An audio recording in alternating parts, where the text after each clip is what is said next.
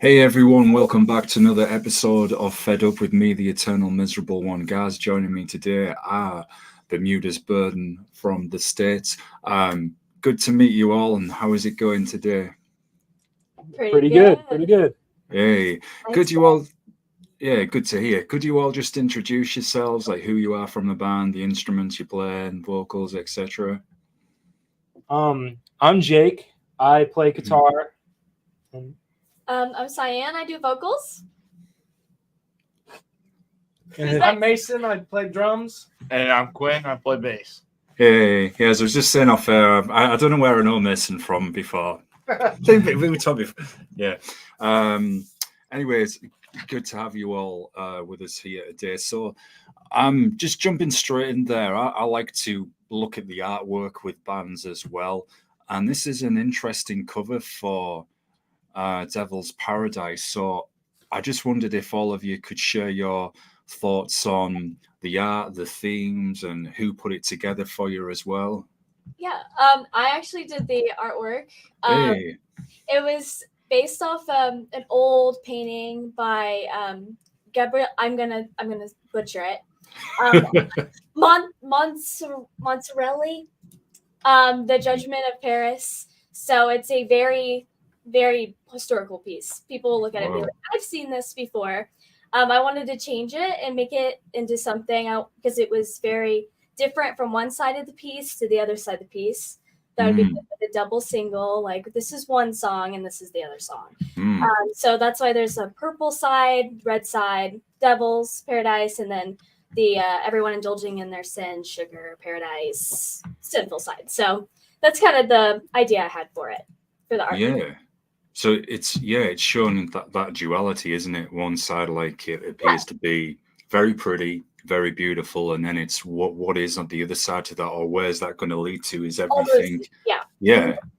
Is it as beautiful as it appears? Is there a temptation behind there? Is there something that's going to lead us down the wrong path? I thought it was quite an interesting contrast, especially the way it's arranged with the figures at the bottom as well. Seeming to be like on the left, say that innocence, and then on the right, the kind of the total opposite to that. So it certainly grabbed my attention there. You're very welcome. The thing I noticed as well, y'all, the opening for the track "Devil's Den," it's got like, although it's mellow, it's really sinister. And it's a bit like kind of a gothic horror soundtrack in a way. It's like it gives me this sense it's enticing someone, like beckoning them in, getting them in a trance. Getting them into the devil's den. Trapping them into the devil's den. Exactly. Yeah. Not somewhere you want to be trapped in, really, is it? Yes. Thank you for saying that. No one's like analyzed it like that. I'm like, that's exactly how I wrote it in the beginning. Was I wanted it to like entice you, pull you in. Yeah. Part. So exactly. It gives me the sense as well, y'all. You know, when you see these bizarre theatre plays or those movies where there's someone dressed in those kind of even like a jester outfit, and they're like they're playing something, even though it's a nice melody. It's almost, there's something bad there. There's something evil, and you're like, no, this isn't good. This isn't going to be nice. And then it's almost as if the veil drops, and then there's the true horror there. So did you all? Oh, sorry, go on. You could feel free to cut me off. Honestly, just jump in. Exactly. It drops in. You get enticed with the beginning. Yeah. Step into the next level of the den, and each riff gets more and more intricate, and so that's how we've thought the music layered. Yeah. And you can see that, well, at least when you play live, or if you can hear it through a earphone, the riff will definitely develop more and more each time for each different part. So each physically gets harder for even myself to play. Yeah, I would imagine if you saw that live and you have the lights out and you've got like the mist and fog coming on stage, that would be pretty atmospheric, and that would grab everyone's attention because ooh, what's this? This is pretty creepy. And then I'll get to the latter part, the halfway part of the song when it really does transform. But yeah, I really it helped build the atmosphere for the song. And I mean, when you're monstrous, and also Sam, you start with the clean vocals, and again, very beautiful. It's like enticing somebody again. And then when the monstrous vocals chime in halfway through, I was running down the road, dropping C4 behind me. I thought I went up out this. Let's go. Yeah. Yeah, like just pump it, like punch it. Yeah. Like we kind of like to say jump scare. Almost. Yeah. Just kind of like scare people like, oh, I'm listening now. That sound's coming out. So yeah, it definitely has that effect live. I think more than maybe on the record, but like live, it's always for people who haven't seen us, they just kind of aren't prepared for it, and I think it helps our live show. It already helps that we're trying to give our all, but then that aspect comes out, and people are like, "Whoa, what in the world is this?" Wow, yeah. To be honest, I'm going to share something with you. That is exactly what happened. I've listened through it quite a few times now, but when I first listened to it, I thought, okay, this is quite atmospheric, and I'm listening to it gently away. And I was sat there, just reading about the band and everything, coffee in one hand, as I say, metaphorical C4 literally dropped. Oh. And I just polite way of putting it. And I didn't expect it. Now I'm doing wrong. I'm used to listening to music with certainly lots of extreme vocals, but I like the way it did drop in because it's unexpected. And I think live, as you just said, Miss, and that would be one that's going to get people's attention for sure, get them noticing, because you're not expecting it. And this is no discredit to other bands.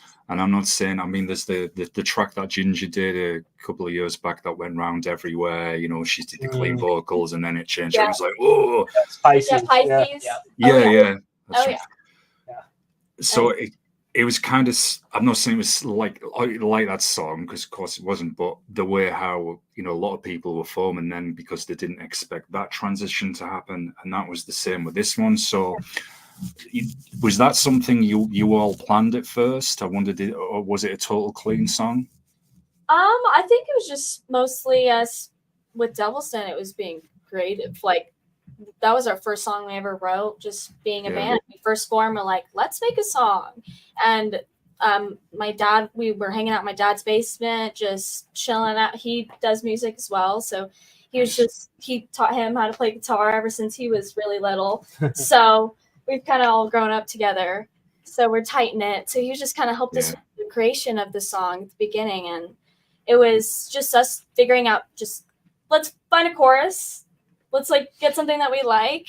Yeah, I had just had like a bunch of riffs, like kind of already kind of put together, and it was just kind of piecing them together, and we just kind of sat down with like I had 4 or 5 riffs, I wrote and we lyrics with it, put them together, and then like I think we added, and then I know that breakdown I think was the last piece of the song actually, because we really wanted something like, I wanted it to like like you said metaphorical C4. I wanted I wanted somewhere in the song to have that nice breakdown hit. And we came up with that. It took a while to really form the breakdown that we had, because it's kind of a more progressive breakdown.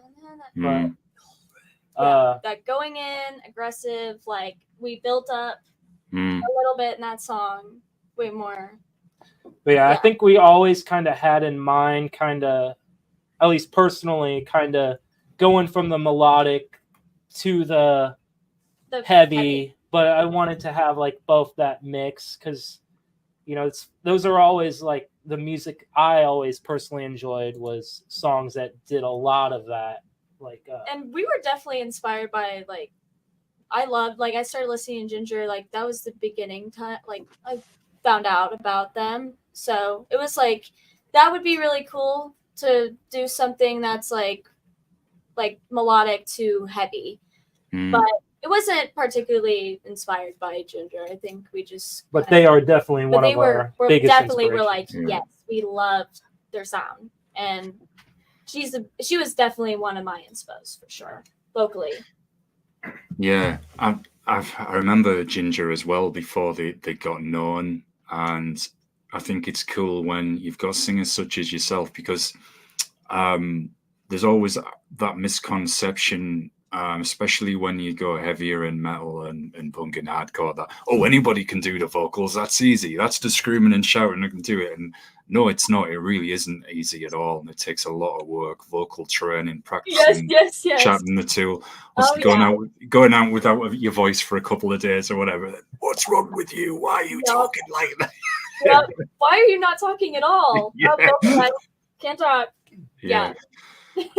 And I think it's nice as singers such as yourselves have shown people that, hey, here we go, we can actually sing as well, and the other side isn't as easy as you think, and certainly playing the heavier music isn't as easy either, and especially when you're going from kind of and I'm meaning this in a horrible sense, a softer approach and then transition into the heavy as well. It's quite complex, and it's not that easy to do, because you have to then make it flow both the musically and the vocals, so that it's going to transition well, because sometimes you can get some people who do that, but the way it's arranged, it doesn't flow, then it sounds messy, and you're just like, well, just do one or the other. So with that said, is this something you've all been conscious of, making your songs flow? Yeah, because I've always, especially founding this band, I've always had some kind of in mind what I wanted the band to sound like. And one of those is I've always wanted like a female vocalist. I always liked the idea of a female vocalist. Like at the time, Ginger they're still one of my favorite bands, and then Arch Enemy. I've always loved bands like that, and I wanted to have I just like the female vocal style, and she was the best vocalist I knew. She was she already said my guitar teacher's daughter, so that's how I knew her, and she was vocally trained, so I've heard her work. I knew she could sing. She couldn't do the gutturals, however. When she first started, she tried. Didn't know anything. I was like, all right, let's go at this. Thrown into the fire, literally. I said, I'm going to do this. I'm deciding today this is a new hobby I'm picking up. Yeah. And I took Melissa Cross. Have you ever heard of Melissa Cross? Yeah. Yeah, I've this in a screaming. I've watched her little movies and did that over COVID. And because I tore my voice one basement show we did one time. Ouch. And I was like, that's gonna be a strike for me. Like, I need to do this properly. I need to do this, figure out if I can even do it for real, and do it live, especially. And I started doing that and just listening to a lot of metal, changing my taste. I grew up listening to Justin Bieber and pop music and boy bands and show choir stuff and musicals. So it was a great switch. And I remember you liked Disturbed though. I loved it. Yeah, Disturbed was the band I grew up on, and Evanescence. Deep love for Amy Lee. She's another singer I highly look up to. Flyleaf. Flyleaf is another great one I love. So I had little sprinkles, but they definitely were like, hey, try this, challenge me, and I'm so grateful for it, because now it's my favorite thing to do ever. It's so cool. It's the coolest thing ever. And I feel accomplished whenever I do it. So it must. Sorry, go on, Jacob. I was gonna say, I always love we get it a lot, with shows, the sound guy or something.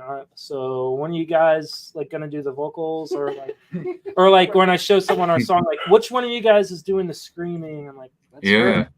And so I always thought. And then they're like, wait, who's screaming? And then they're like, oh, that's her.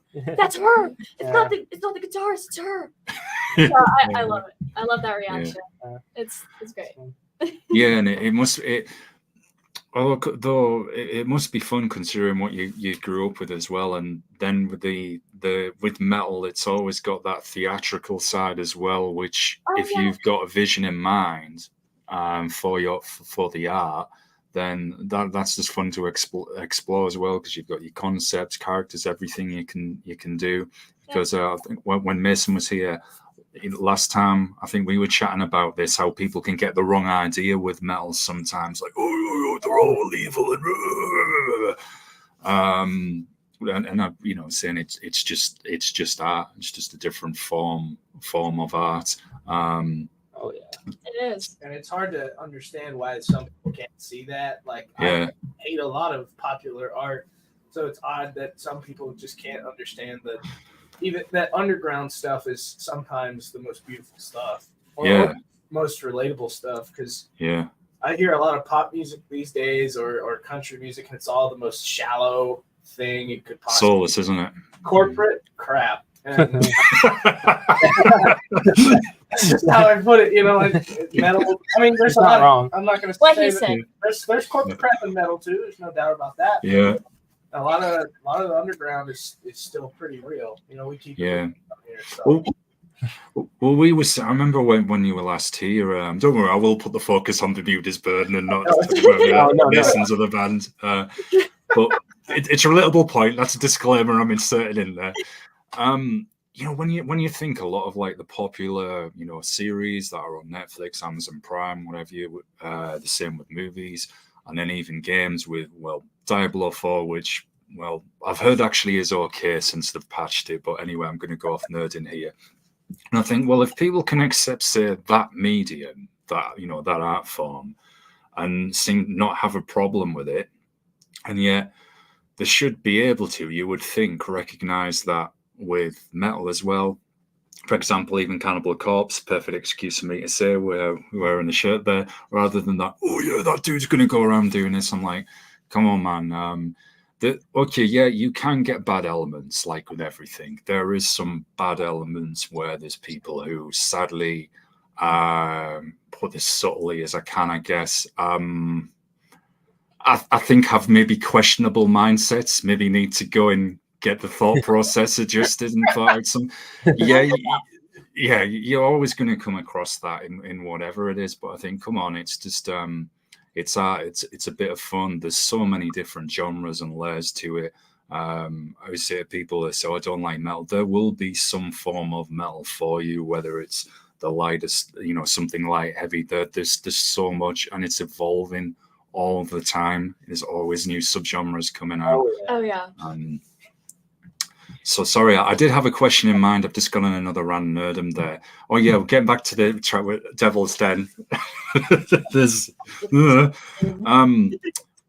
so how did you all have input on the lyrics for it together? And could you tell us a bit about the themes involved? I know we touched a little on kind of being tempted into the Devil's Den. Yeah, pretty much like I can't be here in this place that I can't hear. Like I'm lost, alone. I'm overwhelmed by all the things that I've done in my life.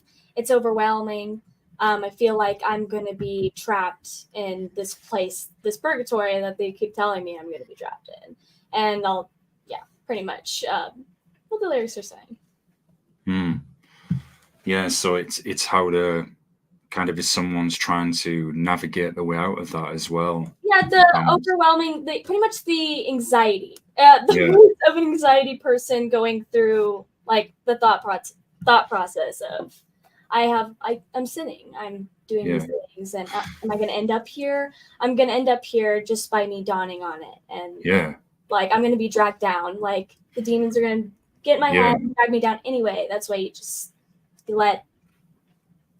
Don't let it drag you down, pretty much. Yeah, totally, and very, very relevant as well, especially with the recent political circumstances, COVID, and anyone who's suffering from anxiety, depression, PTSD, any of that, because it's like that person is, in a sense, is trapped in a living hell, and it's like, right, as the voices, unseen demons, entities. I know I'm going a bit nerdy with this, deep, but no.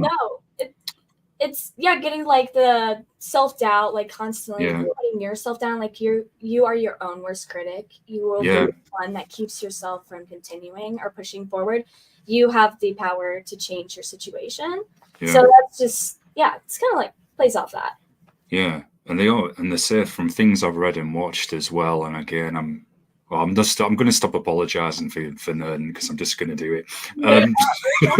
Fine. Yeah, people should know by now. We're right there with you. We're right there. Yeah, people should know by now. It's like only like 50 million episodes in.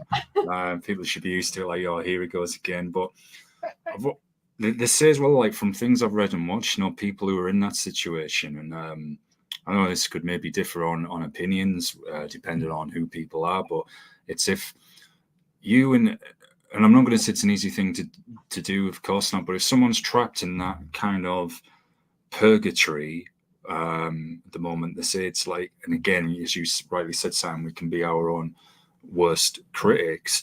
It's like you're feeding the darkness as well. It's like you're giving them something to feed off that energy. I've read watching things, and that thing can then be, it's a way of, say, influencing people at all, or feeding that. So, I sound like I'm probably describing every horror novel ever, but I've always found that kind of quite interesting and fascinating. Well, how does someone then break out of that? And the title, the name, Devil's Den, that is a relatable concept as well for everyone, because regardless of where they stand spiritually, I'm like, well, you think about it, everyone at some time or has known someone who's been trapped in that difficult period in their life, say that prison, that purgatory, that devil's den, or trying to resist the temptation to go into that devil's den, which then could be even further open to interpretation, whatever that be. Is it going to tempt you into a bad place, something that's not going to do you any good? It might seem good for now or give you excitement for that short time, but in the long run, is this going to turn you into something you're not? So there's all of those themes I think are relatable with the song as well. Just to let you all get a word in now after that long tangent. Like perfectly explained it. Like and with the way that it goes into the next song too, I think it just it was like it was made perfectly with the whole subjects too together. Just being overly critical of yourself and getting in your head again. Like you just got to better yourself and not let that get to you. Yeah, pretty much. Yeah, and I can't really speak. She's the one who does all the amazing lyrical writing, but I know as a band, I've always, as a whole, we've always wanted the band to stand for like suicide awareness, addiction awareness, just mental health awareness, and just because everyone has issues, and I've especially gone through my own, and I know everyone else here has had their own battles as well. And that's always been the one thing that's helped me and all of us was music, with bands that sing about everything they do. And metal has always been the one genre that's always been talked about the real things in life, and it's not all rainbows and butterflies. And so I think Cyan did a really good job at using her lyrics to talk about these issues. The burdens. The burdens, really. Yeah. Bermuda'S Burden. Is that what influenced the name of the band then as well? Bermuda'S Burden. One of a little bit. Gwen is actually the one, the creator of our name. So we're all into like philosophical things, like I don't know, mystical like ideologies, and so Bermuda's Triangle. Yeah, I wondered that as well. I was learning about that at school, and so we were like Amelia Earhart. She was lost there, and there was a bunch of Navy ships that were lost there. There's so many theories to why they were gone, but nobody really knows the truth. So my theory is that we're able to tell the stories of the people who weren't able to speak for themselves. So it gives us an endless possibility of stories to write for people who can't speak. But just like with Cannibal Corpse, they may be like hyperbole in metal, but they do allow for like a place for honest expression, and that's where I feel like I found metal myself. I was able to find the bass, and I was able to put my mind into something other than being depressed and anxious. Yeah. I was able to connect with my friends Jake and Mason and Cyan and give myself something to work on other than just being trapped in the devil's den. Yeah. And you know what's amazing as well, as you said, the power of music as well, how it helps you through those tough periods is, I only said this the other day to another guest, and apologize, I forgot which guest it was, but oh well. Is we're all talking now, and it's when you meet fellow metalheads and people who are into metal, it's straight away. So what bands do you like, wherever they're from, and you just build that bond instantly. And I thought that's always is a good thing. And as you rightly said about the freedom of expression, even with Cannibal Corpse, it's like just that escapist, entertaining side as well.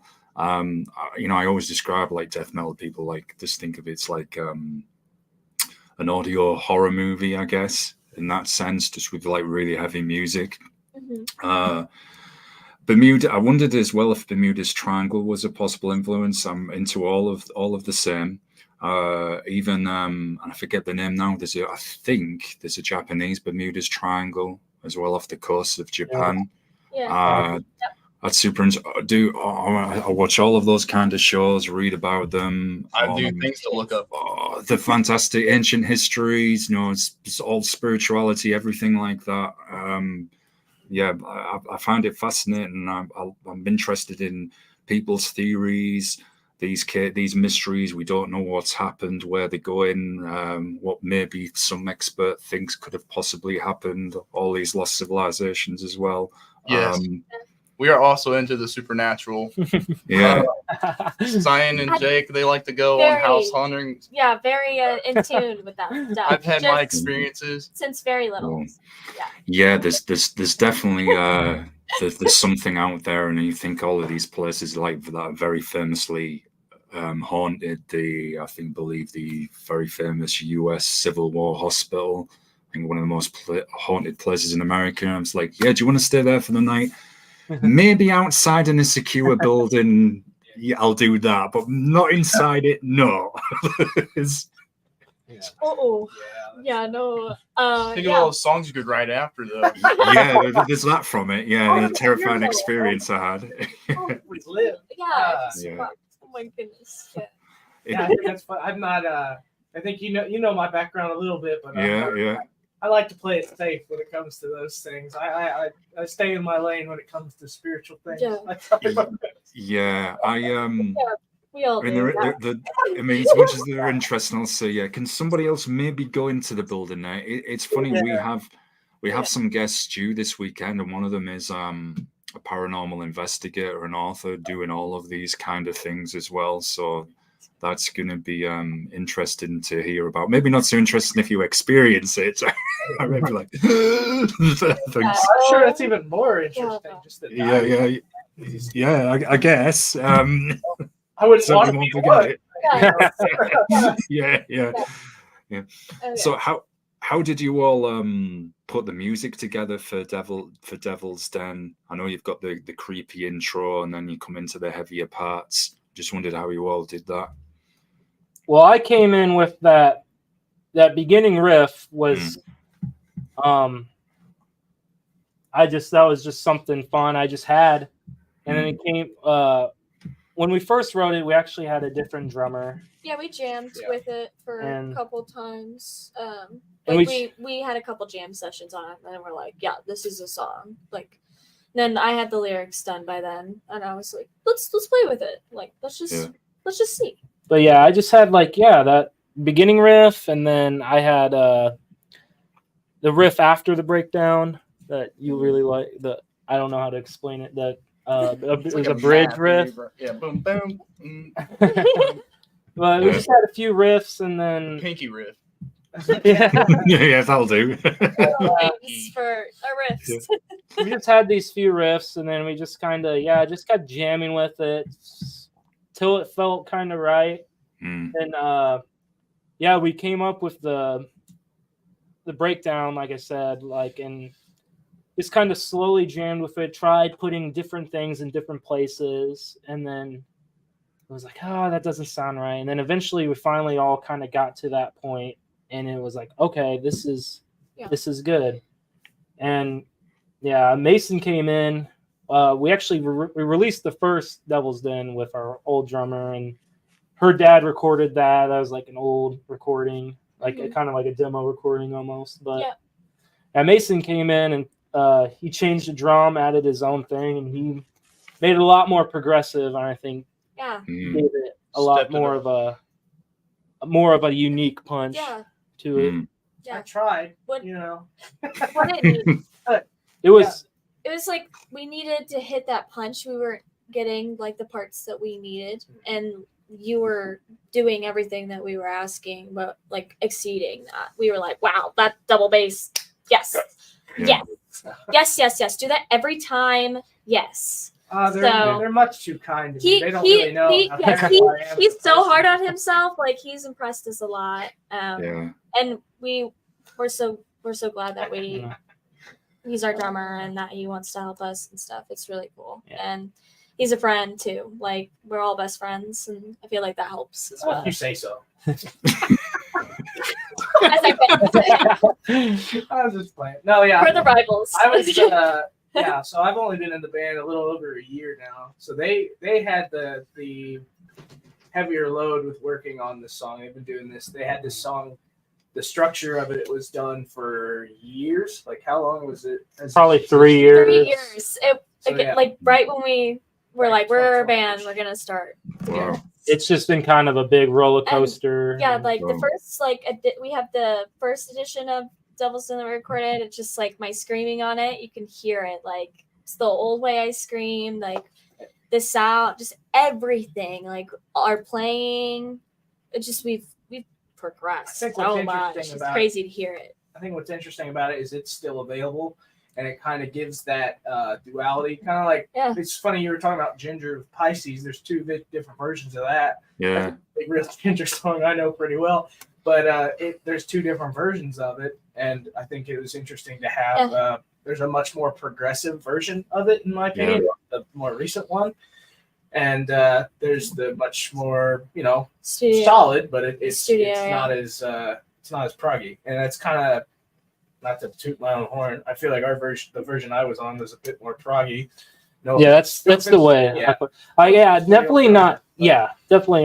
The old version is still good, and our old drummer did great writing it because it was very technical. But Mason kind of was able to take that and then just put his own spin on it, and Mason's been practicing all those different technical techniques. I mean, don't ask me. Don't know drums, but I know like it did take a minute because we jammed a lot with Mason, and Mason, he tried a lot of different things, but I'm more than pleased with how the final recording came to be. We ended up in the studio a few times, but we did it once in December of last year, and it was about to be. Not that it wasn't good. It was adequate, but it wasn't up to my standard. It sounded like a recording. My performance, that is. And this time around, we revisited it back in, it's probably May. May or June, something like that. Back when I had the song basically down at that point, I'd played it so many times in practice and live shows, and use different symbols. I think that was a big one. Yeah, let's change the symbols up. We could change that up a little bit. Sounded much better. Yeah, so it was smart to lay it down later as I had it more nailed down. Same with Sugar Paradise. I feel like, did we use the first take of that? I don't remember. No, we used the newest take that you did. That's what I thought. Yeah, you did a lot. You'd killed it. You did like a one take on that one. Oh, nice. Yeah. It's not as easy. Yeah, so you definitely brought in that added, just like you said, just took it up there for you. And it's good. You seem like as you were saying, I can tell your friends seem like a good close unit. So that's a good thing for a band as well.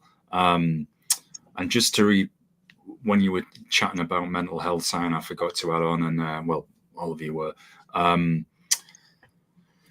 Sadly, with things that now I think are happening in the world as well, I think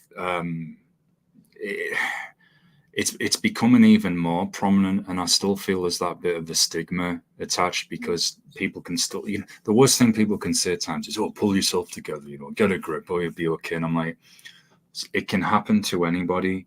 It can be the person that is always supporting everybody else is the strong one. Nothing like that had ever happened, and sometimes that can happen to that person, and I think it can even be more difficult for them because they're not used to being in that position. They're used to being the strong one, supporting people.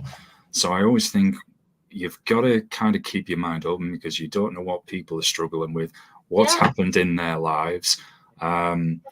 Especially, I mean, I'm trying to kind of tiptoe around it because I don't want to depress anybody, but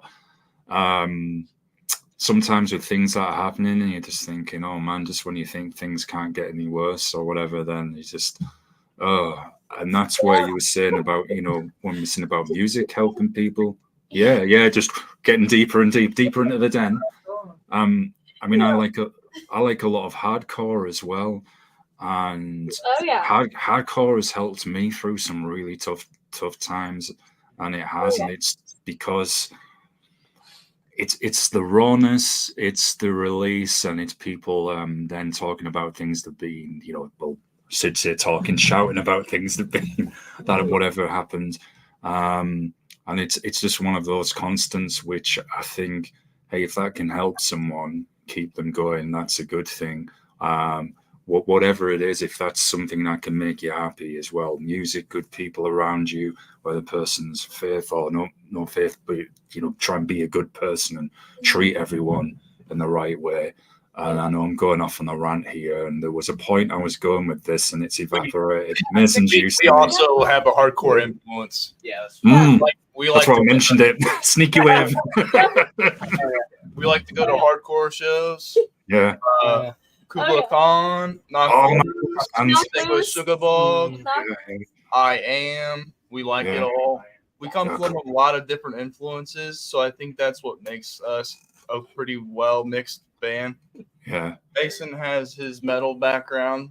Yeah. I like a lot of hard. Jake has a lot of classic rock he likes. I like a lot of metalcore. He likes a lot of metalcore too. Cyan's mentioned a few of her influences, so we all have a lot of different influences that I'm really all over the well. place. Do you think this helps you then with the creative process, bringing all these different influences together, that you can come up with something quite unique instead of it just being, oh hey, we're all into the same thing? Oh yeah, I legit just sent him a Lana Del Rey song, and I was like, listen to this. I would love to do something kind of like old westerny sounding. Ooh. Yeah, I was like, I would love to do a song that we kind of were playing with the old western sound anyway, because we have a song Tarot that's kind of sounds old westerny too. That song Southern Gothic about suicide prevention. My brother, he committed suicide in the army, so that's what that song's about.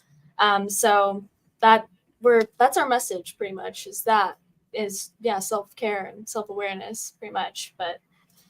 Yeah, we want to go that route, like an old westerny sound, like match the vibe we're doing. Yeah, we do have a working song that has that kind of. Yeah, Ooh. but I just send like random things to him, like check this out. Like then I'm sending a rap like Doja Cat song. It's like stop. He's putting a limit on there, is he? It's so fire though. It's so good. So good. Just like stop. It's like, okay, I'm going to draw the line here. Yeah. Well, that's really cool to hear, and it's definitely why I snuck in the hardcore reference as well. I'm a bit of a ninja in that respect with bands and people. I notice things and go, all right, I'll find my way of sneaking this in. Speaking of kind of like that haunting country sound, there's a band they're from Texas. They're called Ghoul Town. And they do they're a bit all over the singer has been on he's been on Ancient Aliens and shows like that. Another one where they were looking at mysterious like creatures, Chupacabra, things like that. I think he's an author as well, actually. but they do kind of a mix of that Southern Gothic dark country with bits of metal, even a little bit of punk, kind of that psychobilly. Not everyone gets them or likes them because they're a bit too all over for people, because literally one song can be a bit more on the metal edge, a bit classic inspired. The other one be like you were saying, Siam, with the kind of dark Gothic country. So they're not everybody's flavor. Some people are like, no, this is a bit too random for me. But I like what they're doing. It's a bit different. They're taking these different elements and going with it. So no, the nerd in me is already, when you said that, I thought, oh yeah, that sounds cool. Yeah. So I'm sorry about your brother as well. I'll just say I've had some things in my circle very similar. So it's moving on to Sugar Paradise. This one I noticed when I was listening to it, you've got that kind of traditional metal vibe. There's even a thrashy-ish part halfway, definite power metal flavor as well. And it made it an interesting listen because there was all of that amalgamated together. So, before we get into doing a deep dive on the lyrics and the title of the track, how did you all put the music together for this one? That one was definitely like, we had that Devil's Den kind of ends with that one with the chord, and we played with that chord, and I always just kind of played with it afterwards, and like sometimes after we'd practiced it, we kind of end up jamming or whatever. And just like one time you did it, and I was just like, oh, that is good. That's good. record that. And then like it ended up turning into like, oh well, we had a few riffs that kind of went out of Devil's Den, and it was like, well, add a couple more riffs and stuff, and that's another song. And so we kind of were like, yeah, let's just keep jamming, see what we can come up with, and make it a little bit more aggressive, add that extra part, something to build up. Cyan had that her little solo she does it twice. It ends the song as well. Yeah, because I was like, I want to have my own solo where I just get to belt and sing, and it's just me. Like everyone goes silent, and it's just me, and I'm singing. Yeah. Because I've always wanted to have like a moment like that. I don't know, it's like weird solo moment, but I never was given any solos in school or anything. Just like single tier, small violin. You did write that. But I only got one. But yeah, it's like I want this moment, and you did. Yeah. She wrote that part, and so I thought it was cool, like way to end the song too, like. And when we do it live, I love it. It gives me chills when I hear people like woo! Screaming while I'm singing that last powerful note. It's great. I love it. Yeah, that was just kind of like a big kind of jam thing that just kind of worked out together, and so it just kind of had just riffs on riffs, and then next thing we knew, we had a song, and then we jam to get our riffs. Pretty much. We like to jam to get creative, and we record our jam stuff. You wrote the lyrics to it then. Yeah, and sometimes I bring lyrics to the table, like, hey, I wrote this. Yeah. Sometimes they're like stories, or because I'm an illustrator too. So awesome. I have I like to write stories and write about like things, or I get interested in things that I read about or whatever. And so I need to write this down. I think of a lyric while I'm driving. Gotta write it down. So, yeah, I just kind of bring that all to the table. I'm like, I can make a song out of this couple lines. Easy. And then we kind of figure it out, like with the song. And then usually I take out words, replace things, make it work. Yeah, we help with that too. But that's usually how the process is most of the time. I think the drums were an interesting thing to work with for this song because they didn't have anything recorded like they did with Devil's Den. I had to go off live footage of what the other guy had been doing, and I took that and I tried to work it into whatever mold we were working within, because the song was done for them. They had their parts written. I had to write new parts around what the old guy did, playing, as they say, playing the spirit of the song. And I I have a lot of experience doing like worship drumming at church and things like that. Kind of took that kind of approach for the more mellow, like the melodic side of the song. And then, like, I think it was funny you mentioned the thrash metal thing. That wasn't quite what I was going for, but I could hear it now that you said it like that. Yeah. I was just going for hollering double bass, like kind of old school type Gene Hoglan type drumming. Yeah. But I think I think the album I would probably compare it to is like, have you ever heard of the band Extol? Yes, yeah. They have an album called The Blueprint Dives, and it's the one everyone hates because it's so different. But it was my first album, and I think it's got a lot of merit. It's very commercial prog in its own way. So I would kind of compare it to off that album personally. Like that's how I approached it with heavier aspects of that band as well. So. Well, I liked all the different influences and sounds that I could hear in this one. I think, as you said, playing it live, it would be a nice follow-on to Devil's Den. Imagine good audience interaction, which you commented on as well. What influenced the title for Sugar's Paradise? Did you all come up with that together? So I kind of just came up to you and said that I want to name it. It's named Sugar Paradise. Yeah, and that was the working title, and that was the working title. Sugar Paradise. Sorry. I love to do this. Sometimes I change the titles, but I like to have a title. Sometimes, like just I think of a title, I'm like, oh my gosh, that's such a great title. Gotta have that for a song. So I think with Sugar Paradise, I thought it was good. You know, the pour some sugar on me. It's like one of Mason's favorites. I can tell Mason loves that one. You know what it means. Like, so I kind of was like, sugar, I want sugar to be in there. And I was like, what's another good word that would be Sugar Paradise? Like the land of the sugar, like where people can go and indulge in their sins, like whether that's whatever, like mostly addiction. I like to say this song is good for conveying addiction. People that have addiction problems or just trying to fight addiction and being in that constant cycle of trying to fight off something that you know is bad, but you keep wanting to go back to it, like a coping mechanism. So and that's why I was like, it's so good with how Devil's Den, and then it goes into that song. It's such a great transition, especially with the messages too. So that's relatable as well, because addiction. I mean, the obvious visual side of seeing this kind of like white substance, I guess, laid out that people are going to indulge in.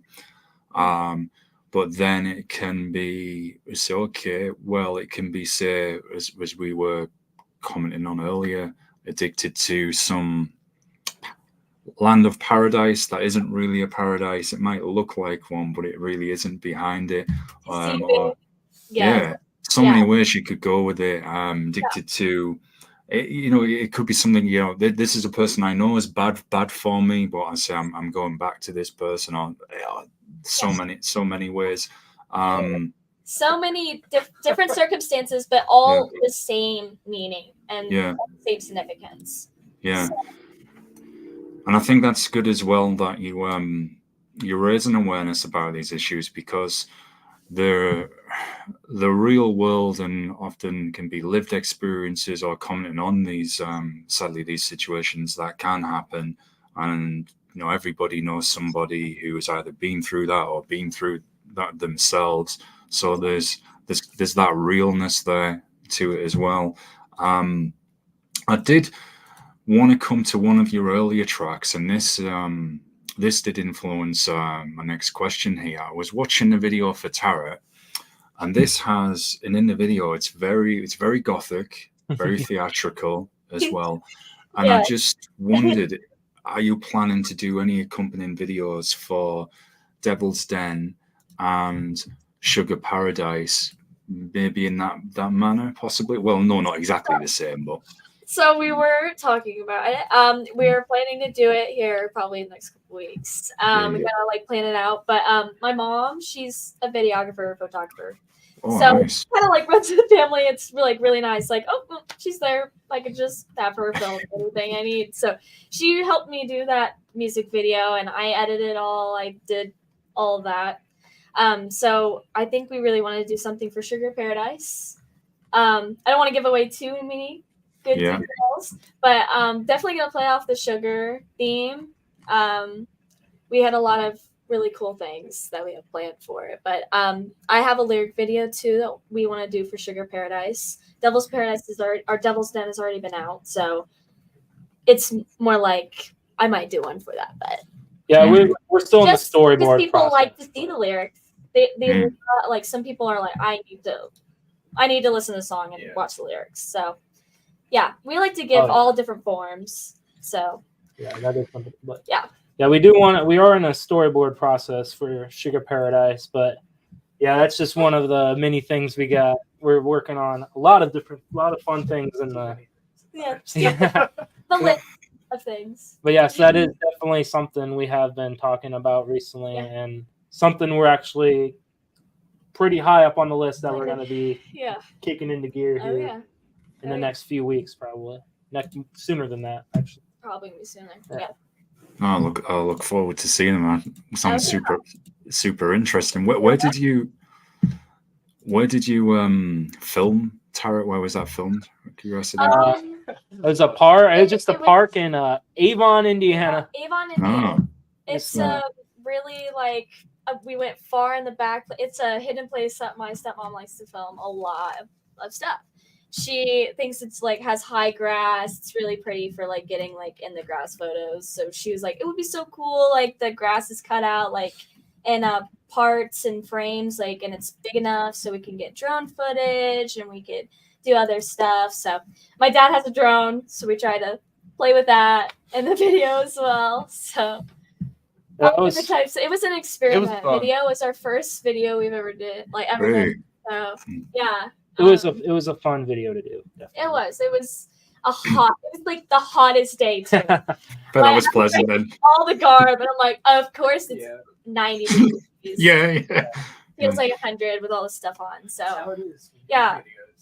Yeah, I always like have a creative vision of things, like going into like you go here. Do you think I'm crazy? Like a crazy director mode when I do it. So yeah. It's thanks to climate change now, places that used to be cold now are getting stupidly hot as well, and it seems everybody's just having two seasons now, longer hotter summers and then more brutal winters. It's like, I live in a cold country, like used to be cold, not anymore. It's been cold here, and then all of a sudden today it's really hot. So here. Long sleeve shirt, and then I went outside. I'm like, oh my god, I'm sweating already. It's crazy you say, man, because it's only kind of got cold here within the last week or two, and there was a storm at the weekend, and before that, it was still warm. Okay, it wasn't like sweaty summer, but it wasn't cold. It was still warm, and sometimes you're walking around and like. I guess this is an excuse for me to plug the EP again about things not appearing what they seem. Well, in this case, it didn't look pretty, but yet the conditions it felt warm. So that was strange, but the same was happening. It was like almost like the weather had its own mood. Oh, today I'll be hot and I'll burn you to death, and the next day I'm going to remind you of like that scene in Lord of the Rings where there's they're on the mountainside and there's all the snow and stuff. I was like,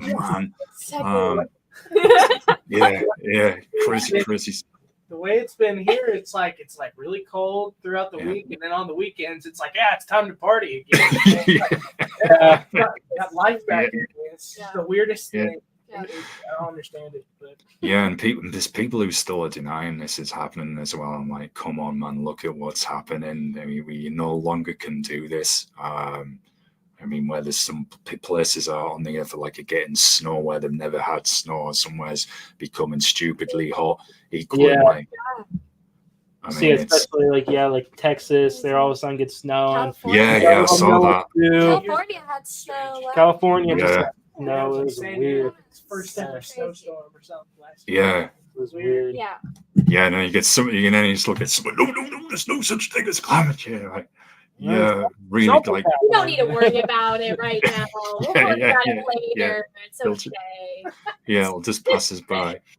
I wanted to touch on another earlier song that you did in video, because this is an interesting one. Lilith, in the story about her is also quite interesting. So I wondered what attracted you to do a song based on Lilith, and what did you convey about her in the lyrics? Lilith, I love talking about Lilith. It gets me so giddy. I wrote it in a very, very hard time in my life. I was angry at the world, pretty much was like, I cannot get anything right. Feels like I'm making everyone mad no matter what I say. Just like when it feels like the world's shitting on you constantly. And I just was like, I need to write an angry song. I was like, I need to come over, hang out with Jake, and just write a song, just get everything I feel out.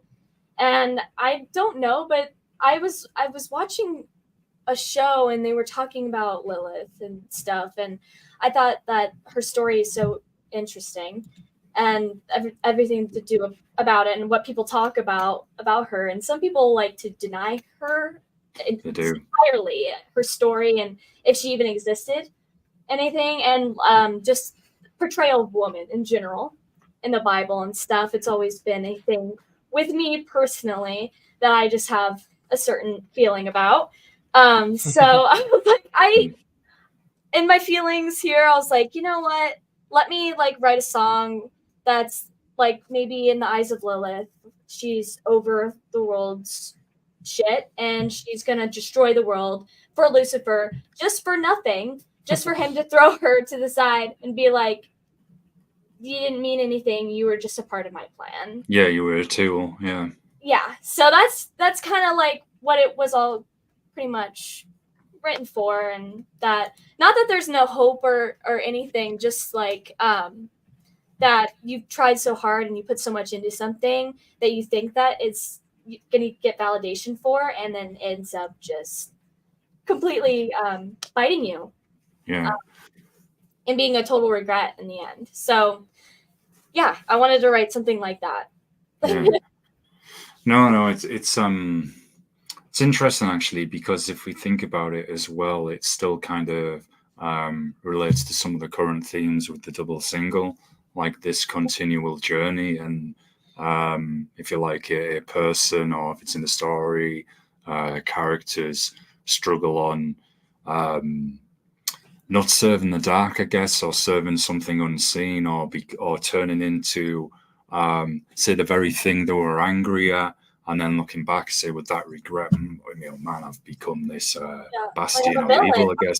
I became the villain in my own story. Pretty much that. I'm the bad guy now. I tried to do all this for some self-closure for me, and maybe I was selfish. And that's why it's so soft at the end. I did what you asked. Now, come be by me, be by my side, and let me be your Lilith. She's begging him, let me do that. But she's not getting an answer. That's what it is. You're getting played. It's all these hidden hands, isn't it, who are using people and using things for their own agenda. And once that agenda's being served, it's right, well, that person's just being discarded and no more use. I don't care what happens to you. If you're left to pick up the pieces and you've become the very thing you didn't want to be, well, that's on you. You go and deal with that now. I want no part of that. It's pretty much a metaphor of just becoming that person that you don't want to be. And pretty much destroying all your relationships and everything around you for the sake of what you think is your own happiness. Makes for a good metal song, though, doesn't it? These things. I know it's quite dark what we're talking about, but perfect material for metal and horror. Oh yeah. And also like we started writing the song, and the beginning part like it would start off so soft. When we had our old guitarist Blake, he had a riff. And Oh, it was, when we like, first, slower. And I remember I had the lyrics for Lilith, and I was like, let's try to make something for it, because this is a great song. Like, I want to make it into something. And he played the soft riff, and I was like, okay, I kind of like this. And it was, I don't know, it just didn't click though for me. I felt like, I don't know, this needs to start like punch, like ripped you to shreds because you denied me. Like, yeah, you were like, I want a song where I go. I screamed the whole time. I screamed. We ended up keeping the end, but yeah, like the whole song is like, you're gonna hear me scream for 3 to 4 minutes. Yeah, that song was like, let's do a song where we obviously go soft at the end, but we wanted a song where it was just heavy pretty much the whole time. Like, we just wanted something like that, no letting up. You know, they say hell hath no fury like a woman's skull. Oh, yeah, man. You said it, but for me, yeah. Right here. Put it on my put it on my shirt. Well, it's interesting. The villain in Diablo 4, the moment, is actually called Lilith. I know, and like it's a big thing right now, like the whole Lilith character. So I'm like, a trend right now. So yeah. Should we talk about that? Yeah. I'll just say it. Yeah, we're actually re-recording that song with me. So because that one's with our old drummer. Once again, with Bill. And so we're working on another double single. I'm sure that's nice. That song and another song. And it's going to be the second song it goes into is the first song we wrote with Mason. Yeah. Yes, which is called where I have all the original parts. Say it, right? Say it. It's called Lazarus. Oh, interesting. Yes. Interesting. I will behave myself, but I had a hunch of maybe where you're going with that. So, but I'll behave. It's very interesting. So yes, and her dad produced Lilith. Yeah. Her dad produced Lilith, just like the first Devil's Den, and he did it great. Especially he did it for free, so it was like, what's better than that? Yeah, but, but we just privilege right here. It was also with our old drummer, and we want the song to sound as good as possibly can, especially with our new drummer. It sounds different now. I think it sounds better now with more intense progressive drumming, and the drums in the original recording are like really muddy. It's like it took me a little while. It didn't take me long. It took me a little while to like figure out what was actually being played in the recording, just because I had to analyze it very critically and make sure that I wasn't missing any of the core structure of the song. It goes back into playing in the spirit of the song. Like that's kind of what I'm doing. I don't want to toot my own horn. I feel like I just took it up a little bit intensely, a little bit. Just took it up another notch. You definitely did. But I mean, I guess you'll hear that whenever we record. That'll be it. When it drops. I'm talking about like how we play it live. I should. When we play it live, it's a bit more intense than the original version. So hopefully this second iteration will carry that on. So are all these singles going to form the part of the forthcoming full length? That's what we're figuring out. Because we have it by ear, really. We're talked about an EP more. I think we have a full length. Because EP feels more in the vein of what we're looking to do. I think we decided that Devil's Den and Sugar Paradise are kind of fine where they're at. We're not going to touch it again. Lilith and Lazarus, though, might possibly be on a full length or on an EP. It just depends on what other material we can come up with. So that's what we're thinking. Maybe I'm not gonna give a number because I don't know. It's all right, man. Yeah. No, but yeah, just an EP. Yeah, that's the last time I think we're gonna touch up an old song too. Yeah, probably. Yeah, because but then it's all new stuff. Because and we do have, if anyone's ever seen us live, they will say we do have a few other songs that we do play. Like there's a song that I wrote before Bermuda'S Burning was a thing, and we play that live, and we changed it. It sounds completely different now, and so that will probably be on there. And we have like a good 3 or 4 songs that are like have progression too. They're not finished, but we have a lot of good stuff that we like in the works, and so there's lots of material that is ready to be worked with. We have a lot of stuff that are like, yes, this is a song. We need to form it more. A lot of stuff like that, but we have a lot of songs that are not recorded yet either. I think our writing style is a little bit. I kind of think it's kind of unique. Once we get an idea, we kind of just hone that idea into an actual song rather than like, this isn't working for me. We just scrap it. We pretty much keep the bare minimum of a song and then just like slowly chip away at it until we have something. Whereas I know a lot of bands or more mainstream will just like write songs that are totally like just disappear and we'll never see them. We don't like to do that. I guess that kind of helps because we're independent, so we can do what we want.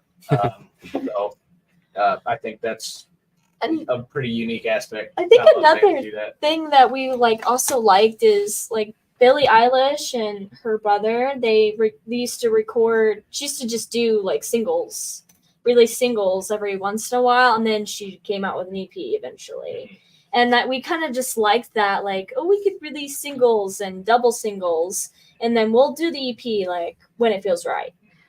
So yeah, especially in today's market, it's just so different, and you see a lot of things like and that's kind of how I felt, especially with Devil's Den and Sugar Paradise. It's like, well, we're re-recording it because we talked about, well, what if we save this for an EP, get everything else recorded, and we're like, let's get it out there. Let's get it out there. Have something because we want people to hear it, and I feel like we'd rather, and like trying to get into the groove of things, we'd rather release a couple songs once or twice a year, maybe 3 times a year, rather than one album every 2 years or so. Yeah. So it kind of gives more songs each of a focus. So like Devil's Den and Sugar Paradise, we want those songs to shine. We want people to hear it. We worked hard on those songs. Mm-hmm. And then, once we're ready, we can release the other songs and have those shine. And then we'll have more getting ready as those are being released. Yeah. I think, as you were saying, it's feeling when something is the right time, knowing it's the right time. There was a band I talked with a few weeks ago from Sweden, horror-inspired death metal band. All the songs were inspired by horror movies. The charming name called Heads for the Dead. Pretty sick band though. And the guy was telling me, he said, the way they release the music, he said, we'll do like one release as a full length, then we'll do an EP, and then a full length. And he said the EPs were allowing them to experiment, go with some different ideas. And then there was another band. I'm going to make one of my a Gaz Gaff live on there. I forget who they were called, but they were on the show. I should just start holding up like cards on screen with disclaimers for things we get. Oh yeah, this. Yeah. But they were saying they were doing like the single route and then an EP and then so many singles. It's difficult because in today's market, with people having shorter attention spans, some just want to focus on singles. And then I've had a lot of bands say, no, in the metal scene, especially the underground scene, they still want the full-length albums. So I guess I think it just comes to timing and feeling what you want to do, what vision you've got, where you're going. Some will do, like I said, that other band, Heads for the Dead, some EPs, some albums, some singles. But I think maybe, as you said, doing those songs justice, getting them out there, generating that interest in the band, and then getting people involved as well with the music. And then say, look, we might have an EP or more singles at some point. We can, then you've got the choice if you ever want to do a full length as well. Exactly. Got that creative control. You're going missing. No, personally, I would love to do a full length. I think slowly. We don't want to force it though. Exactly. Build up. Yeah. Work towards that. Yeah. Like build a fan base. Yeah. And EPs until we feel like we have the material, time, and effort to write a full length, and then try and shoot for the stars with that. Yeah. We definitely. That's my speed. I like full lengths more than singles. It's because the single is just like it's like taking one chip out of a bag. It's like no, I want the whole bag. Eventually. Yeah, I'm sure you can tell by my size and stature, but You're so subtle, man. Yeah, they're just going with it. But that's what I'd like to work towards. But that's up to consensus here. So well, we are definitely we've definitely talked about an album. We have an album idea too. Yeah. Like we have because definitely we want it to be like a story concept. That's where that'll definitely happen. Maybe even sooner than later. Yeah, we've discussed that. So definitely, it's a little trick right there. We just gotta. Yeah. I think right now, we're just focused on the material we do have ready, and then getting that out, and then. I think I think we all definitely want to do a full length album, but at least me personally, and like what I've seen with just how today's world functions and everything, is like why wait? Like I said, if we were to keep, we could have had Devils in the Sugar Paradise. We could have kept that, and no one could have heard it for possibly another 3-4 months or so. But it's like, why not? Let's just release it. Yeah. Right now, because that's but ideally, it would be really nice to have like with all the songs we have that on a full album, because I would, and that will happen probably definitely sooner than later. But especially just an EP in general, I think that's definitely going to be a thing here soon, probably. Yeah. So, are you going to continue the same themes that talked about mental health awareness, dealing with anxiety and depression? Is that going to be kind of the tenant going forward still? Yeah. Of course. Bermuda'S burden. I'm gonna continually write about like the burdens I'm going through and things that I find interesting and whatever I can make cool into a lyrically beautiful piece. I'll do it. And then I'll take whatever they write me stuff too.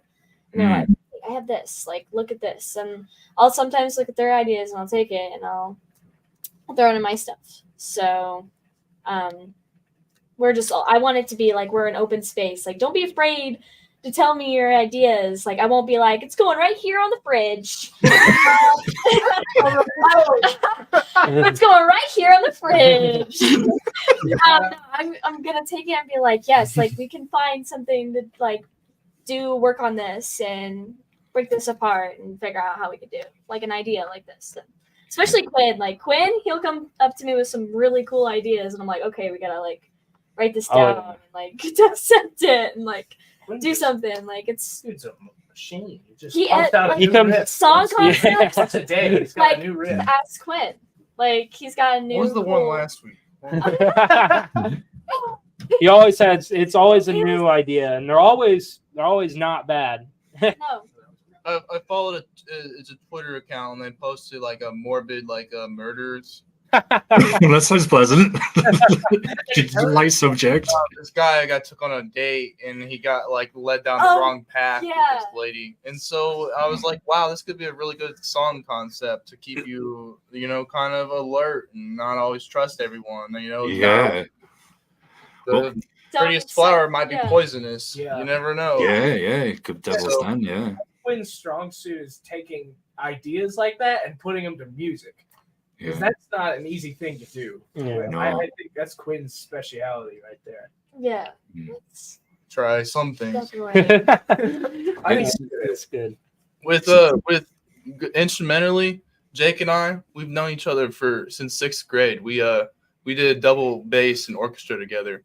Nice. So we've had a very long time to build our chemistry when that comes to writing. Sometimes I'll just stay right with him and I'll try and mimic what he's doing. Other times we do almost, I see it as like a vert, like a skateboard vert, where you're like, he takes the one side and then I take the other side. He takes the other side and I take the other. And we're just riding it down.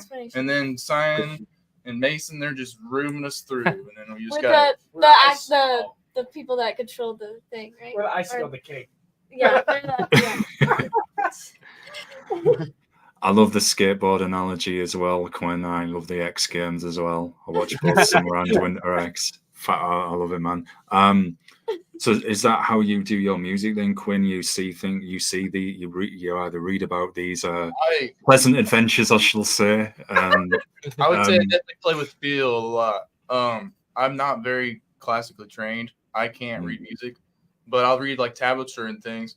And so when I'll be talking to Jake or Mason, I'll be talking in patterns or just really using shapes, which I think allows us to communicate in different ways and can create music in different ways that many people don't, because we allow for our feeling to create the music. I don't know.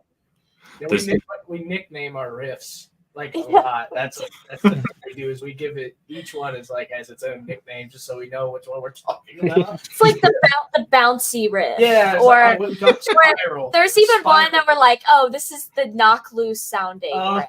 The Red Dead Redemption riff. The Red Dead Redemption riff. Okay, good game. Very good. Yeah, and another good soundtrack too. Yeah, inspiring the whole Western thing. So yeah. It's funny, Quinn. There was a band called Necrotic Gorbeast, who are from Quebec, and the song titles. We were laughing just going through the song titles, and they had some. I'll say alternative song titles. But the crazy thing is, like what you said, Quinn, one of the guys was telling me he'd looked up some of the, just like being browsing, on Google, looking up things on the net, and some of these stuff had really happened as well. And it was like the most bizarrest ways. Some poor dude had, I'll just say, passed away, and some of it was just, it was different, but it was kind of, we were laughing about the song titles, I guess, but then when we found out, like, some of these people had actually, this had actually happened to something, you were like, man, just...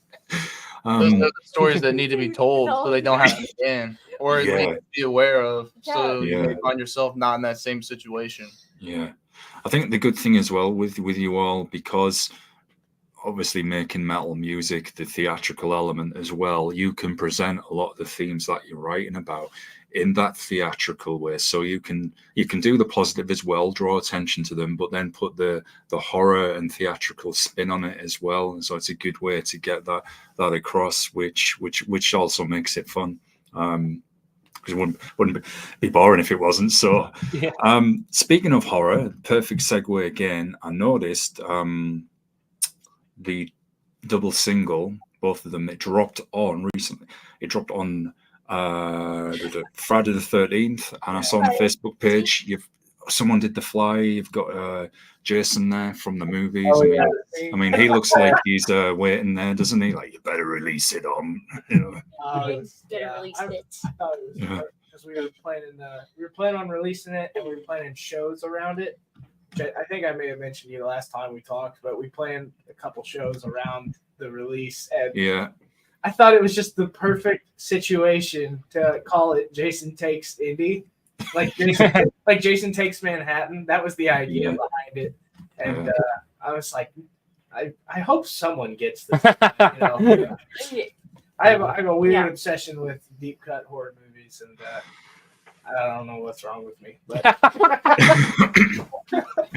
it's all right, man. I get it all the time. Like, as saying, people, with all the hardcore I listen to and grindcore, and people will often just like look, even other people in metal, because they'll be like, what I listened to was extreme, and then it's just like a minute of the lunatics shouting, screeching like that. And they said, "That's it. The song's over." Yeah, it's just short, Fast and Furious.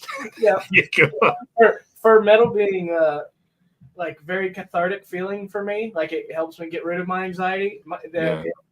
The one Pig Destroyer, one of their albums, like gave me they're insane. I'm like, oh my god, my heart's gonna explode. Like, it was terrifying experience. I don't know how to feel about it. That's the review. That's the review of the next I've not heard. I've seen interviews with Scott. I don't remember his last name. He's cool enough guy, but like Jesus Christ.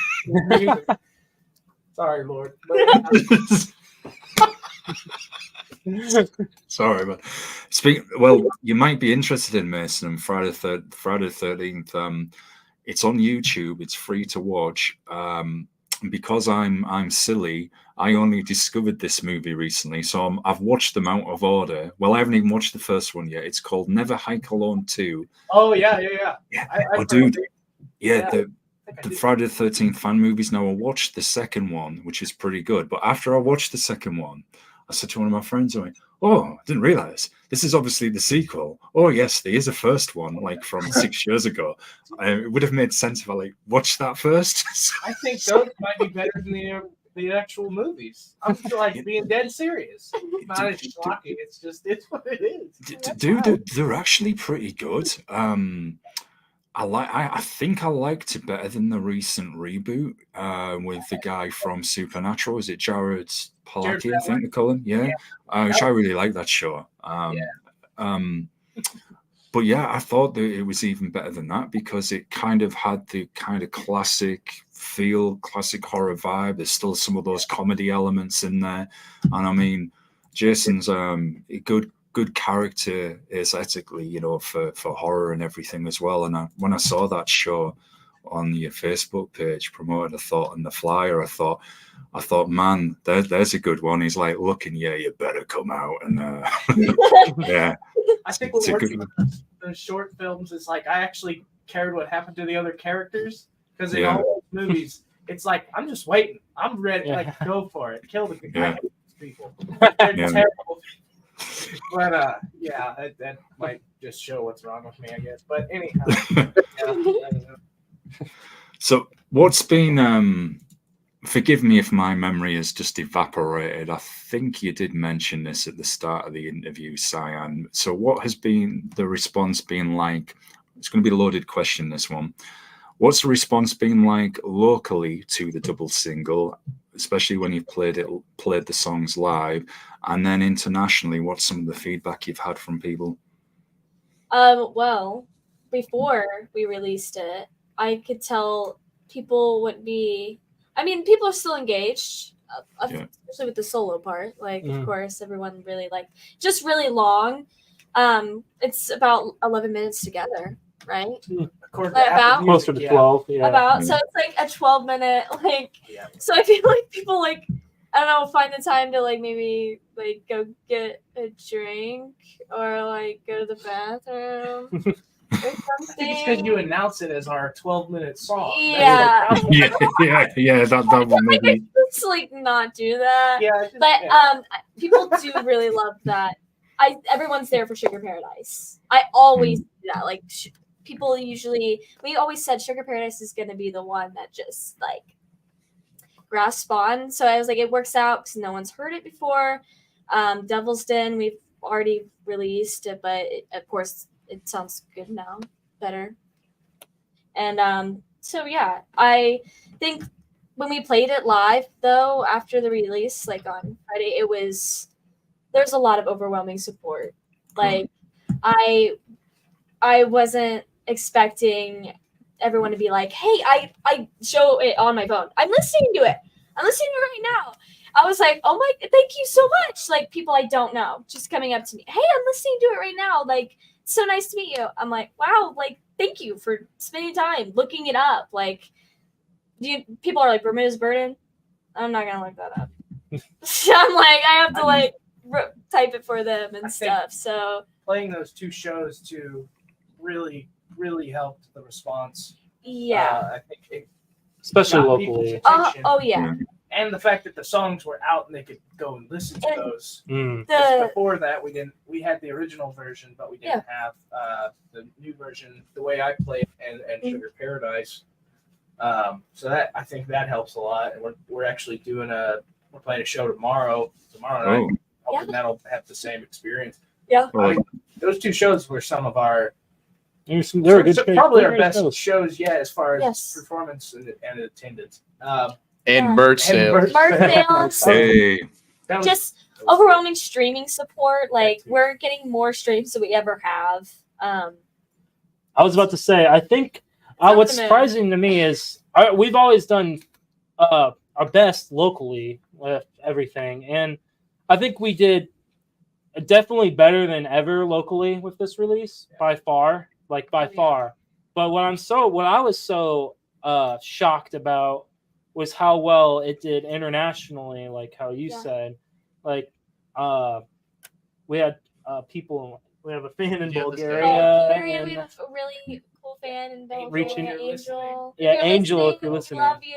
Yeah, so thank much. you for your support. And we've had just a lot of streams, even just around the United States, not locally, like down Los Angeles. Cities, just Los Angeles, Chicago, New York. That's awesome. But a lot in Europe though, and a lot in South America, and we were kind of surprised to see that.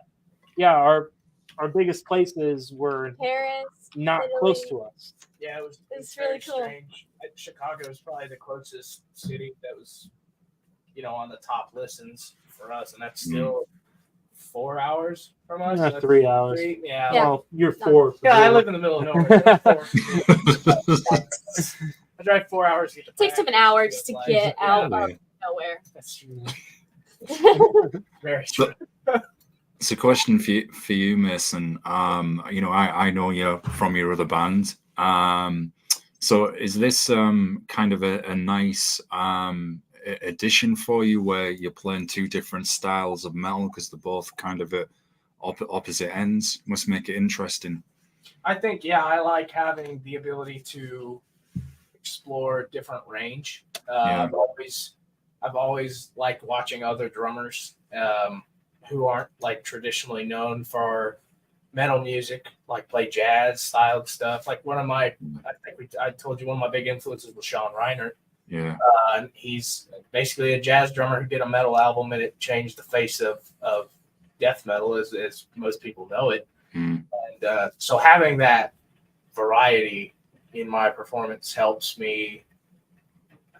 I don't know how to express it. It makes me feel like I'm actually accomplishing something other than being known for this one specific subgenre. Yeah.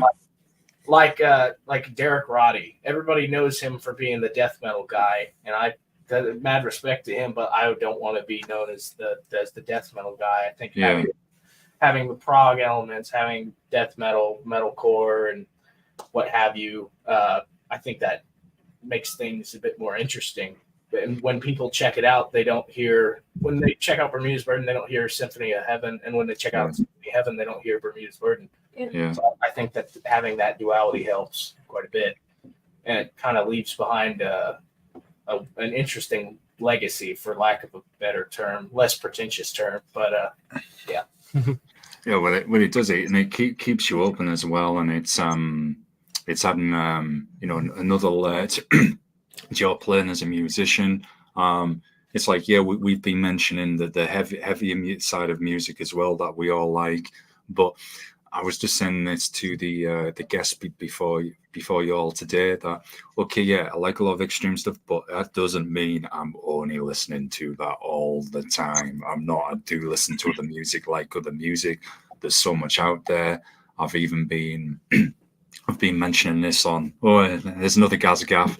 So I've been mentioning this on every show so far. But I'll have to get a highlights reel together soon. Gazagaffs. I think there was a show after I talked to you, Mason, not so long ago. It was like a stoner rock band, and this wasn't planned either. I accidentally nearly destroyed my own mic live. The mic just went. It's like, I haven't done that. Yeah. I'm so shocked I haven't done that yet. thankfully he was really cool, and he kind of carried the show whilst I was doing hand signals to the camera in the background, putting it back together, and it gets good. Just keep going. Yeah. He literally became fed up for that. Where was I going with this? Because I'm going random again off on one. That was it. Yeah. So, I've been listening to a lot of electronic music, dark techno, dark house, which is kind of, I guess, like an underground of EDM. It's like a darker version of that. Very horror inspired, a lot of it as well. And I guess it's like a different kind of heavy. And indeed, we've got lots of the electro crossover bands now as well. And then, and some people are like, you're supposed to listen to death and thrash all the time. I'm like, no, I can listen to, other music. It's because, again, it's all on the mood we're in as well. And I think, like you said, Mason, if you're keeping yourself open, we can still have our favorites, right? Yeah. It can be like, I'm going to listen, I know, to, whatever. That's mainly say what I listen to. But it's nice to have that other outlet where you can have a break from that and explore something different. And I think creatively, as well as a writer, singer, musician, that is awesome, because then going forward, it will complement each other. You could think, well, this might not quite work in Symphony of Heaven, but this will work in Bermuda's Burden, or vice versa. It's amazing how everything can have a purpose there. So that's where I was going with it, in that random tale of gas gaffs and other random things that happened on this show. Well, I think it's funny. I was just over the weekend, I was playing drums for an industrial metal band. So it's like I took what they had written, I took my influences, and I played their set like I would play it, rather than how it was programmed. Yeah. But once again, it just kind of goes into feeding that variety and being open to new styles. And I'm not a big industrial metal guy. Like, that's just not my thing. I don't have a problem with it. Like, there's some really good stuff in there, but it's not what I'm throwing on regularly. But it was it's nice to have that expression form of it is. It's what you were saying. There's so many styles of metal and genres and subgenres, and it keeps evolving all the time. I know, I'm not going to sit here and say, yes, I like every one of those genres, but I respect the innovation. I respect how it's always changing. Or people will say, I know, I'm going to maybe take parts of this genre, combine it with another, and see these visions come to life. It's super interesting. And I can nerd about it forever, as I've quickly demonstrated. Sure. So you mentioned you have a show tomorrow. Do you want to plug that? Let's get the word out about that show you're playing tomorrow. Yes, we got Asked Last Minute. Machines. I think it's called Machines. Machines. They're There's touring. No vowels in that. Bullet to the heart. Right? Yeah, so there's like a 4 and A. I'll pull up the. It's Bullet. Yeah, we got a nice flyer for it. Hey. Yeah, Machines, and then Machines and Bullet to the Heart. We're touring. Homies and Misunderstood. Yeah. Misunderstood, which is a punk band that we like to play shows with. They're really great. Yeah. Female fronted as well. Machines. Oh, check them out. Yeah, Machines is Lindsay spelled Ross. She's great. MCHNZ. So not a I single vowel thought there. it was Google, but I'm pretty sure the SEO will help you there. At the Couture Dome in Indianapolis. We just got asked Sunday. They were coming through town. The promoter was needing a couple local bands, preferably. They wanted female fronted. Yeah, I think it was Friday, Sunday, or Saturday, or whatever day. One of those days. Sunday we confirmed. Yeah. So, maybe don't turn up a day early or a day late. Ended up working out. We can all make tomorrow night work, so we're like, it'll be fun. I'm gonna dress up like Buffy the Vampire Slayer. Hey. So Well, it's coming up Halloween weekend, so I need to dress up. It's closer. Yeah. A week from today. Yeah. Do you have any merch coming up to support the current singles and future ones? Any new shirts, hoodies, or anything on the way? Yeah, so we make all of our own merch. Oh, nice. Yeah, so we do all of that. Yes, we just started making our own merch. Yeah. We can show you some designs. Yeah, let's plug them. Let's show people. This is our glow in the dark design with the back. Ooh, the old scene. Like the little Bermuda'S burden, like up the side. We got the little sleeve. Oh yeah, I was gonna say the little sleeves. Yeah. Oh, nice. Sleeve. There it is. There you go. And then yeah, here's another It's the one. same We do like girl designs too. Yeah. Girlies. Yeah, our web store. We're pink. We are working on our web store, and that will be up soon. Hopefully tonight. So yeah, Possibly by tonight. Possibly by tonight. We're just figured this stuff out. We used to have another web store. It was a company called Store Frontier, and they would essentially, you didn't have to have any stock. They would like order it. You designed it, and then they Like would that one. order. Mm-hmm. Yeah, traditional. And but yeah, you didn't make much profit from it, and there was like if you made it $20, they would charge you like $10-15 for shipping, and you're paying $35 for a shirt, and we're only making like $5-6 off it. Just not worth it. Not cost effective, is it? And we found out tonight that it's just totally gone. And they didn't let us know. Yeah, No. now the company doesn't exist. I don't Totally. think. Oh, This thing It's- is kind of sketch. So it's So, okay. yeah, that sounds a bit shady. Mhm. Yeah. We're just gonna take matters into our own hands. We decided, and Yeah, You make want something done right, you do it yourself. yes. Yeah. I do like the top, the shirt you just showed there with the green logo. Very punk, very skater, very skater. Yeah, I like that kind of the graffiti there. Yeah, that one's pretty cool. Neon green. I always wanted that's what I was like. Our logo needs to be green. Because we're Bermuda'S burden. I was like, it has to have a triangle in there somewhere. So Yeah, yeah. So I tell him that. Story about the But he's triangle. like he was he thought for the Once longest Mason time it joined- was an A. once Mason joined the band, he was like, this looks like an A. I'm like, it's not It an looked A. like what I thought.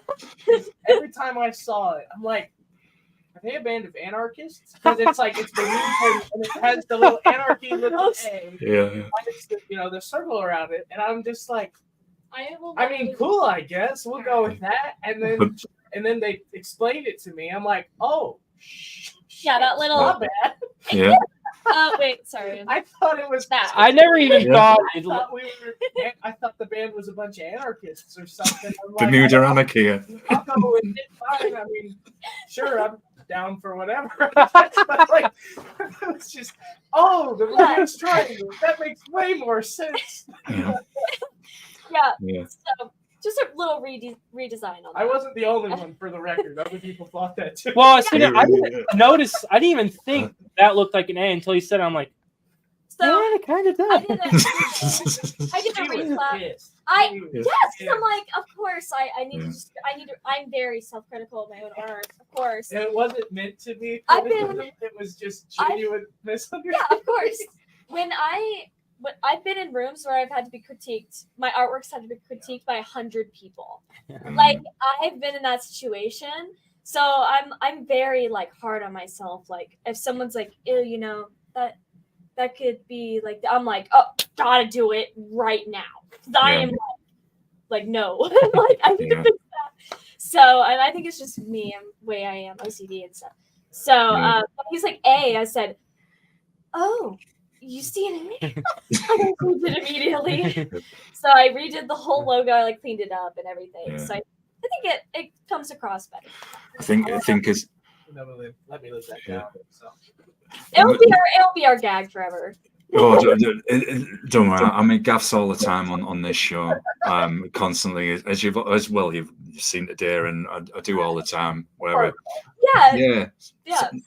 It's like it'd have been funny as well if you'd have got like loads of offers for punk shows. Thought as the names like, why did you keep getting punk shows? That's why They get a bunch of yeah. Maybe that's why we got so many. Yeah. All the punk fans really like us. You're done with the system, Bermuda's Anarchy. Yeah. There might be some truth to that. That's why. Yeah. That's why. Yeah. So couple of quick fire ones for you. So when you were all coming up with it, I know you said you all go back and forth with the lyrics as well, taking bits out. Quinn and Mason, I know you're doing that with the music as well. So once you've all got to kind of a stage where you think, right, yeah, we're happy with this, do you do like another final review between yourselves, check it over again, think, yeah, we're happy with the drums here, we're happy with the bass, guitars, vocals? Oh yeah. I think the amount of time that I've heard Devil's Den and Sugar Paradise, I don't think I ever need to hear those songs. Just how many times we went over those, and this is how critical I am. It's like it'll be months after we've approved it, we've said yes, we're done, and then I listen to it again, like I wish I had done this differently, or this, because that's just how my stupid brain works. Unfortunately, Mine's the same. I'll find a flaw in it. It's like, oh, it works and it's fine, and nobody's gonna notice it, but for some stupid reason, my brain's like, way to go, Mara. That's so much better. But that just happens as each of our skills progress. So I think that's why that sort of thing happens. Yeah. For me, like I produced it, so I know I heard the songs more than anyone. And I'm just so big, and I'm looking for approval, especially from them. Like if I hear something that's not right, I'm gonna fix it. But as soon as I think it's done or possibly close, I'm not going to call it done until every single one of them says, yeah, I'm happy with my part. I'm happy with your part, and your part. Yeah. Because I want everyone to be happy with everyone's parts. There was one time, sorry to interrupt though. There was one time when we were in the middle of the process, like checking things, and I said, I think the timing's wrong. And I made you question like everything for a while. And I think it really sent you through a loop. So we were really like we'll get very triggered over certain things like that and be like, oh, we gotta fix this whole section, or oh, we might have to record this whole section or whatever. We didn't have to do that. That wasn't the case. It just was the way that we recorded before with Parker, old drummer, the timing would always get messed up in this one section of. Well, we didn't record to a click. We didn't record to a click. So it was. And this time we did, because I wanted it to make sure everything was perfect. And I think that's where a few timing things. And that's another thing, though, is when you listen to it as much as like I have and like we all have, you almost start to question it. Like, especially listening to it so many times, you're like, oh my gosh, did I hear this right? Like, oh my, not like what I just listened to like a second ago. Yeah, and I just think naturally there comes to a point where and I've talked to especially her dad about it, who's the number one person who taught me like songwriting and everything. Is like, there comes to a point like you can constantly keep going like, well, I could change it. What if I did this instead? You could keep doing that. And that's why he said it's very important to be like, once you like it and are like solid on it, you stick with it. Because otherwise, if you don't, and you're like, you could come back to it a million times and keep changing. So I feel like there's always that point where we're like, it's good. And then, and then we go into the recording process. And I think in the recording process, that's where you have to trust yourself on how you liked it originally, because that's when you can start to question, is it actually good? And I know I did that a lot, and I'm like bothering them. I'm sending them 15 different versions of the song and all sounding pretty much exactly the same to the normal ear, but like only me and maybe them could maybe tell a small difference. And my dad said a similar thing too, like the same thing, but he's correlated it with Queen, Freddie Mercury, with Bohemian Rhapsody. There was so much with that song, but I find this interesting because he told me this, and it goes along with songwriting. He wanted to change so much even after they were done. Like he didn't think it was done. Like he kept wanting to add stuff to, and that was for like most of their songs. Like he was just like, I wish it could be better. Like he was really on that. He was like, oh, this song could be better. It could have been better.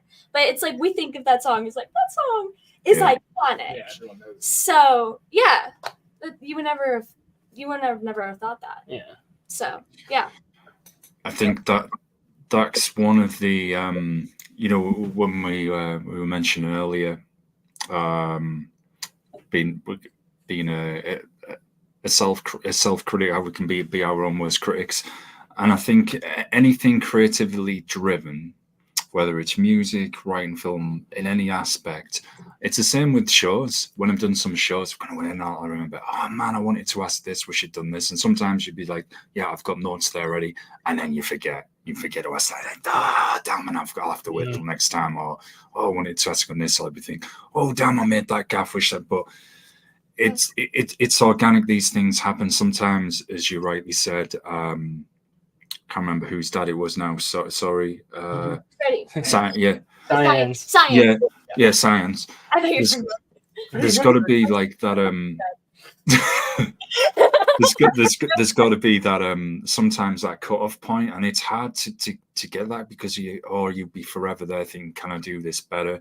And I know sometimes bands will come back to a song. Like the two different versions of Pisces with Ginger, right? We'll make a different version, or years later we'll re-record this or do something different. So that can always happen. When I did creative writing and screenwriting at college a few years ago, recently, and sometimes I'd get, right, you've got to write this prose, whatever, or write this screenplay for this, whatever, and there was horrible moments where I got writer's block, where it wasn't that I couldn't write, I just hated everything I wrote. So one time I wrote, now this is probably no surprise because of the verbal pollution that leaves my mouth, but I wrote 90,000 words, and I got to the end of it now. This sucks. This absolutely sucks. I just don't like it. And I don't like this. I don't like this about it. And again, then somebody else could read it, be like, no, this is fine. And I'd be like, no, but what about this? This just this character, I feel this could be, but there was always something wrong with it. And I remember getting some similar advice of one of my professors at the time, just said, if you don't kind of get to this cutoff point, you'll never ever finish it. You'll just be going back over and over and over, and it'll never ever get released. So it's hard to do, but it's a learning process. And I guess getting that self-discipline, the positive I look at it, well, the good thing, and you mentioned this earlier, Mason, as well, that you tweak the music that you've done and the words, don't just discard it, you actually do use it. So there's a positive, at least it's going to happen and it's falling into place. Mental note to myself to try and do the same. But you've been on for quite a while, which is no problem. I would still keep talking to you, but I have another guest due soon. So, and the hilarious thing is, they're a death metal band called At the Plates, inspired by food, and the song